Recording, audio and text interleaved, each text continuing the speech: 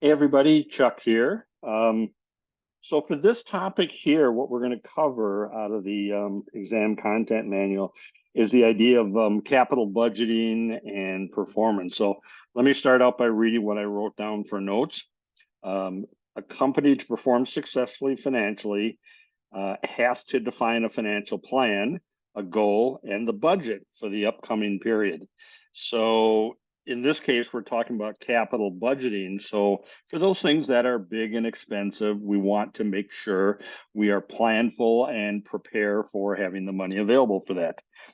Once we have that figured out and justified, decide to do it, um, then our plans can move forward. And so what we talk about is when we have this budget, both for normal business and in this case, capital budget, then we can start aligning work habits, decisions, processes, and so on to perform to those plans.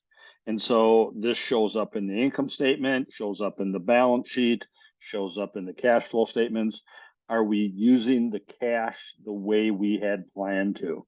So when we do those three statements, we're saying based on the budget, here's what the balance sheet, financial, the income statement and the cash flow should look like. How do we perform against that? So the reason this becomes important is it keeps us moving and pointed in the right direction.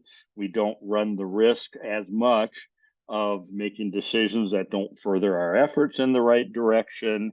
And then from an impact of, standpoint, when we can stay within the bounds of a budget and financial plan, we have our best chances at successful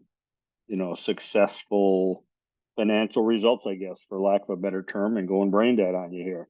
So again, the impact, it's like a roadmap. We follow the roadmap, we get to our location that we're looking at. So fundamentally what we're saying, got to have a budget, got to have a plan, got to manage ourselves towards that plan, and then move forward and work the plan as we go forward.